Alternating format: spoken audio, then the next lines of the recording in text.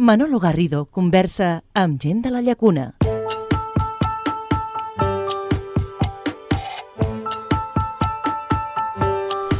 A Gent de la Llacuna parlem de la replantació de l'àlber de Cuitora. I ho fem en conversa amb l'Imma Busquet, que és biòloga i que va participar d'una manera molt activa en l'acció de replantació el passat diumenge 21 de gener.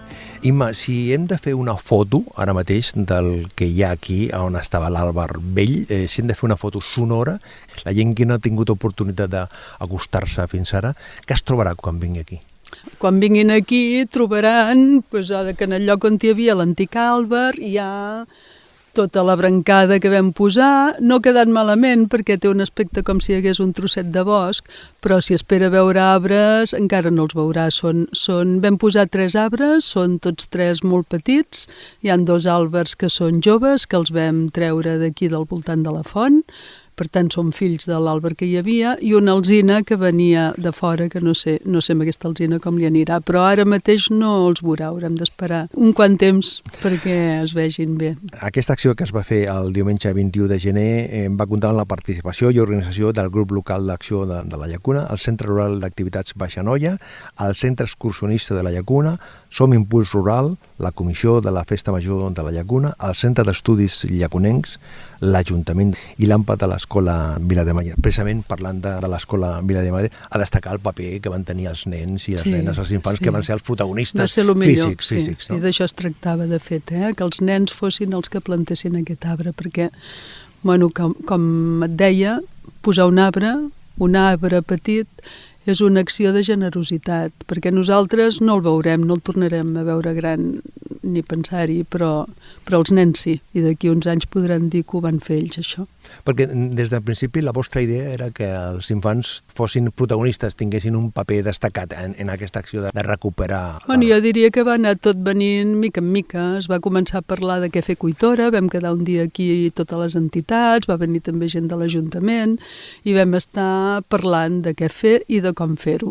I llavors va començar a sortir aquesta idea de que els nens participessin amb això de l'arbre i amb l'arranjament de potser una mica de la font. Sí. El calendari ha estat a l'adequat, és a dir, a finals del mes de gener, perquè la climatologia, perquè això va ser el 25 de maig, han passat gairebé 7 mesos. Ha sigut un problema de que la gent que muntava això anava molt plena de feina, i la idea era fer-ho a la tardor, o sigui, fer-ho abans de Nadal, perquè normalment és quan tenim les pluges de tardor, llavors els arbres és un bon moment per trasplantar-los, perquè plou, agafen reserves d'aigua, els arbres estan aturats, però com que tampoc no ha plogut aquesta tardor, doncs mira, ho hem fet ara, a veure si de cara a la primavera plou, i si no, l'haurem d'anar cuidant i regant. Si fem memòria personal, Imma, d'aquest 25 de maig del 23, com t'assabentes tu de que l'àlber havia caigut? Per WhatsApp em sembla que algú va dir, vaig saber que l'àlber havia caigut el dia abans, a la nit, i vaig venir a veure'l. La primera impressió, el primer pensament, quan reps la notícia, no és un àlber qualsevol, no és, però molt vinculat al poble, molt vinculat a les persones, però segur que tu tens moltes històries o moltes vivències entorn de l'àlber. Tots ens l'estimem. A veure, era un arbre que ja estava mort, ja feia temps que no estava bé. El que passa és que caigués i que caigués d'aquesta manera, doncs és trist, no? Venir-lo a veure aquí, veure l'ajagut, doncs sap greu. I tu a l'endemà vas venir a acomiadar-te? Sí, i ja estaven... Sí, l'Ajuntament se l'estaven portant. Massa ràpid, no? Jo crec que van anar massa ràpid, jo els hi vaig dir. Penso que la gent volia venir, volien despedir-se de l'arbre. Els arbres, en general, són éssers que estan vius. Però la gent sí que tenien sentiments. Sí. Hi ha molta gent que va viure un moment bastant, no sé si dolorós, però complicat, difícil. Sí, va ser un moment trist. A tots ens va saber greu això que va passar amb l'àlber. Has parlat abans que aquests 2 àlbers que s'han plantat formen part de la família, per dir-ho d'una manera, dels àlbers que hi havia aquí. Era també una voluntat vostra, no?, de començar a mirar, de trobar els àlbers. Per què tan petits? Perquè això la gent també pregunta, per què són petits? Per què no s'ha plantat amb un tamany més gran?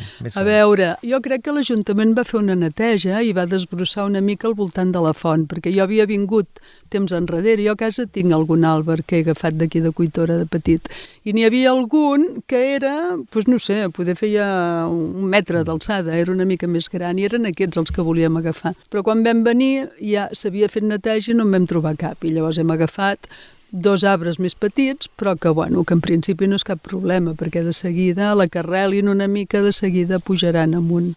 Jo crec que aniran bastant ràpid. Creixen ràpid? Sí, l'àlber creix ràpid. L'alzina no, l'alzina anirà molt a poc, per això també ens vam plantejar posar una alzina o un roure, perquè vam pensar que si l'àlber, quan sigui vell, també acaba com aquest, l'alzina potser en aquell moment serà un arbre maco que el podrem tenir aquí al mig. Però si fem una mena de previsió, d'aquí 3 mesos, o sigui, per la primavera, per l'estiu, els 2 àlbers ja estaran en una dimensió... No, jo crec que aquest estiu encara no els veurem, però l'any que ve segur que sí. Perquè tenen un protector, han de superar l'alçada del protector. Ara hi ha un protector que m'explicaves que és per protegir-lo precisament de les bestioles que s'acostin per aquí. Com que es va posar matèria orgànica, es va posar brancada, perquè la intenció és que l'arbre tingui nutrients i estigui protegit de la insolació, aquesta brancada es anirà desfent i aniran sortint i viuran insectes i faran cucs i vindrà el senglar a remenar a veure si troba cucs o vindrà el cabirol a veure què hi ha i l'arrea, el tros de ferro que vam posar amb el protector és per protegir una mica els arbres que són petits, protegir-los d'això. S'han plantat 2 àlbers. Per què 2? Perquè vam pensar que ja que hi érem, en lloc d'agafar-ne un, n'agafem 2 i sempre hi som a temps de treure'n un. Si veiem que es comencen a fer grans, doncs el que sigui més maco el deixem i l'altre el podem treure. Per això, en funció de la seva evolució, no? De la seva evolució, exacte. Potser tots 2 conviuen bé i es poden deixar, o potser d'aquí uns anys diem, doncs mira, deixem aquest, que és més maco, que creix bé, que va fort, i l'altre es treu. Perquè a l'espai on estan plantats tant els 2 àlbers com l'alzina poden conviure físicament, és a dir, que les arrels no es molestaran, per dir d'una manera. No, el que els pot molestar és la compactació del terreny, les arrels se'n van molt enllà i de fet si mires a sobre de la font aquest àlber tan gran que hi ha té alzines molt a prop, molt al costat, o sigui tu vas al bosc i veus que a vegades els arbres creixen molt junt a dintre del bosc, si per terra, si tenen aigua, si tenen menjar, això no hauria de ser cap problema. Una de les coses que vas explicar a l'acte del passat dia 21 és que l'àlber creix molt ràpid però que té pocs anys de vida. Són arbres de creixement ràpid i no viu tant com una alzina o un roure. És a dir, que la imatge aquesta que tenim de l'arbre antic d'aquests 100 i pico d'anys, que ho van plantar l'any 1906, el que passa que darrerament ja estava en una situació bastant complicada, aquests 2 àlbers que heu plantat ara, quan siguin grans, la dimensió, que serà com aquest que hi ha aquí sí, poden arribar a ser com el que teníem, clar. Sí? Si creix bé i té aigua i està bé, pot arribar a ser. El que passa que creixement ràpid vol dir que poder no viurà 500 anys, saps? Creixerà, es farà gran més aviat i no viurà tants anys com podria viure una alzina o un roure. I requereix un seguiment especial? Això el que hem de mirar és, si són anys molt secs, mirar si ens demana aigua. Com a molt, donar-li un suport de reg quan sigui petit, però si cal, perquè per aquí sota segurament passa aigua per sota d'aquest terreny on estem.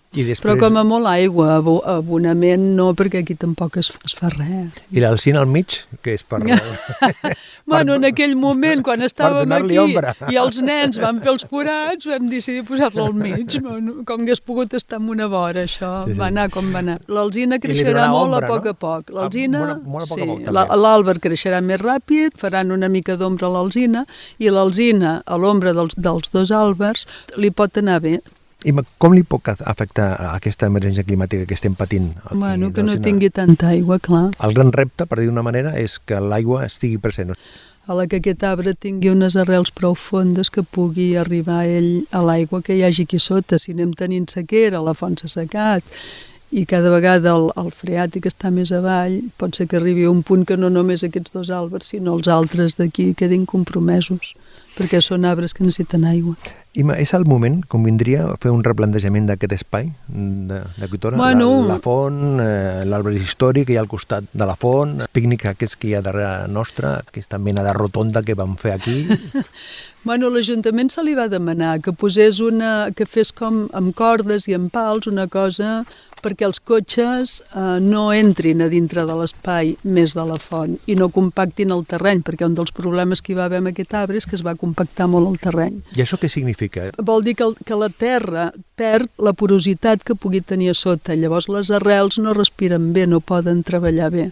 La compactació del terreny és un problema pels arbres molt sovint. És a dir, que una de les coses que seria necessari seria acotar l'accés en cotxe. Que els cotxes arribin fins aquí on hi ha les escombraries. Vale. I ja està. I que no es posin a l'esplanada, com si diguéssim. Això és el que se li va demanar a l'Ajuntament que fes. I després, bueno, quan ens vam reunir amb les entitats, el centre excursionista i tots els que has anomenat abans, es va parlar de fer una mica d'aprofitar això de que ens ha caigut l'arbre, aprofitar-ho i treure'n una cosa bona que pugui ser endreçar una mica això, fer l'espai més bonic. Sí, i ens agradaria fer-ho amb gent del poble, amb els nens de l'escola, que tothom hi participés i es pogués sentir aquest espai encara més seu. Tenint en compte que Quitora forma part de la història més quotidiana del dia a dia de la gent de la Llacuna històricament, o sigui, aquí s'han fet des de casaments a moments estel·lars de la vida dels adults i dels nens, i suposo que, com tu deies, és el moment per reconfigurar-ho i aprofitar aquest moment, no? Això estaria bé.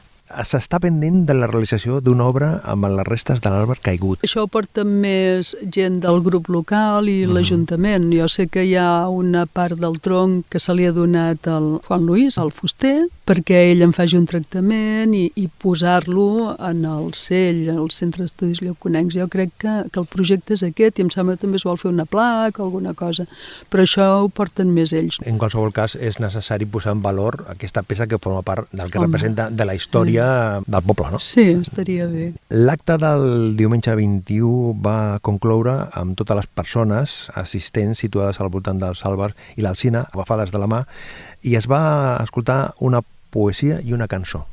Tenim aquí la cançó i la poesia. La poesia, que la va recitar la Imma, és una peça del mestre Pere Quart. Llavors, jo m'he portat aquí els papers que em vas enviar tu. Et convido a recuperar aquest moment. El poema es diu Natura viva. Diu: ara em plau de glosar planerament l'antic pessebre natural del món, la muntanya i el riu, l'arbre de bosc, la font i el prat, bladars i regadius. Penso també en la serp i el borinot, en la pedra foguera i l'esbarzer, el gaig grallaire i el conill poruc. Per les valls ovegoses i els solells, refaig de cor camins i corriols cap al cim generós, cap a l'avenc. Recordo primaveres en plogim, tardors d'aram, hiverns emblanquinats i migdies d'estiu en foranell. Només la mort em desposseirà del vell miratge que de tant en tant amenitza la meva soledat, d'aquest silenci que escarneix la pau, d'un inefable cap al tard d'abril, de sota l'àlber més esponerós, on solíem trobar-nos d'amagat. Per què vas escollir aquesta peça del Pere Quart? Mira, vaig estar buscant moltes poesies, no en trobava cap que sortís un àlber, i al final vaig trobar aquesta del Pere Quart i em va agradar. I com que al final surt l'àlber, vaig pensar que estava bé. Però no tenia ni clar si la llegiríem o no la llegiríem, perquè vaig pensar si hi ha molt soroll la gent no estarà per poemes i coses d'aquestes. Però sí, la gent va sí, estar... perquè es va fer una mica de visualització també i llavors hi va haver aquest moment de silenci que va permetre llegir la poesia i que el Roger ens cantés la cançó. Imma Busquet, enhorabona per la teva feina i a totes les entitats que han fet possible aquesta recuperació de l'àlber de la Llacuna. I acabem aquesta conversa escoltant un fragment de la cançó que va interpretar el Roger Gol, una de les seves cançons que parla de la Llacuna i que va ser seguida amb molta emoció per tots els que hi érem. A Quitora ha començat un nou cicle de vida. Imma, gràcies per compartir aquesta estona i enhorabona per la feina. I canta el Roger Gol.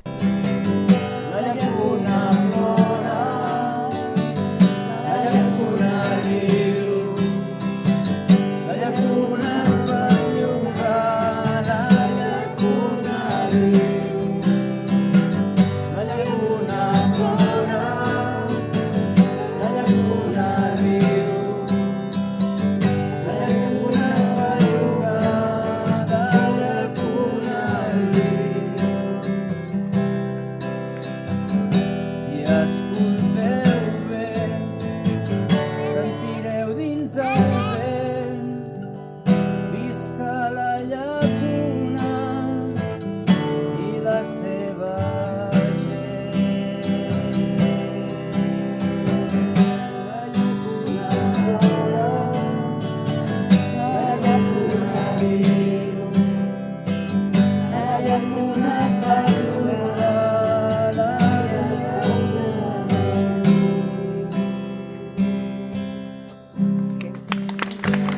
Gent de la Llacuna parlant de la vida amb Manolo Garrido.